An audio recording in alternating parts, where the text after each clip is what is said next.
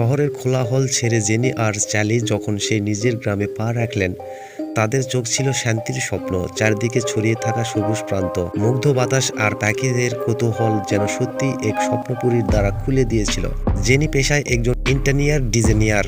গ্রামে একটি ছবি তোলার ঘর খোলার পরিকল্পনা করেছিলেন।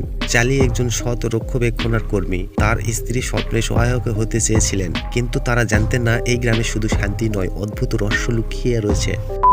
প্রথম দিন তাদের দেখা হয় প্রতিবেশী মার্টিনের সঙ্গে। শহরের একটি বেকারির মালিক মার্কিন হাসিখুশি তাদের স্বপ্ন জানিয়েছিলেন, তবে তার চোখে লুকানো এক অদ্ভুত উদ্দীপনা জেনি ঠিক অনুভব করতে পারছিলেন না। চ্যালির সঙ্গে কর্মোদ্যম করার সময় তার দৃষ্টি বারবার জেনির দিকে চলে যাচ্ছিল। মার্টিনের জন্য জেনি কোনো পুরনো উপন্যাসের চরিত্র, যাকে এক বাস্তবে খুঁজে পেয়েছে।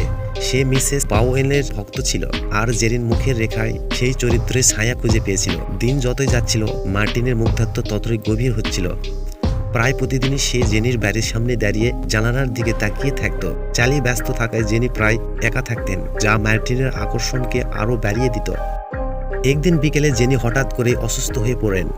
মার্টিন আশেপাশে থাকায় দ্রুত ছুটে আসে এবং জেরিনকে হাসপাতালে নিয়ে যায়। ডাক্তার জানায় এটি খাবারে অ্যালার্জি। জেনি ধীরে ধীরে সুস্থ হয়ে উঠলেন। এই ঘটনা মার্টিনের মনে এক অদ্ভুত আনন্দের স্বাক্ষর হয়। সে মনে মনে ভাবলো, আজ সে আমাকে প্রয়োজনে মনে করছে। জেনি ধন্যবাদ দিলেও তার মনে এক অস্তিত্ব কাজ করছিল।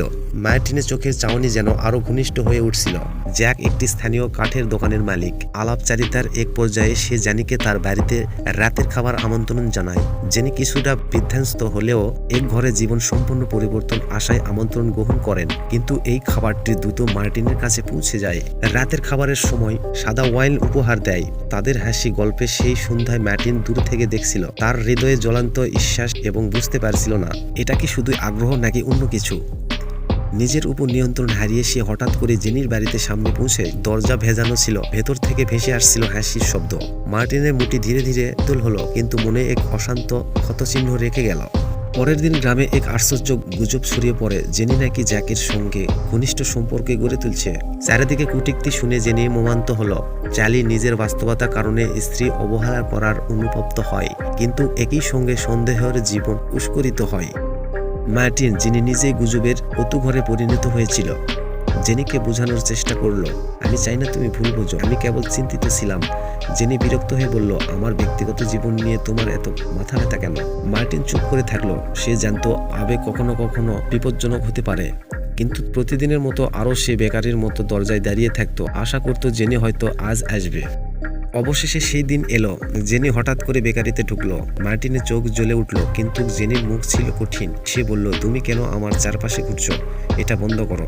মার্টিন হঠাৎ করে ফেটে বলল, কারণ আমি তোমাকে ভালোবাসি, সেই প্রথম দিন থেকে।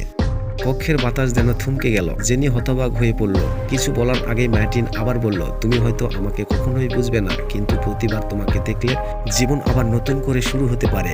জেনি ধীরে ধীরে পিছনে হাঁটতে শুরু করলো। দরজা থেকে বেরিয়ে এসে একবারও ফিরে তাকালো না। মার্টিন মেঝেতে বসে পড়ল, আর তার হৃদয় ভেঙে হাজারো টুকরো হলো।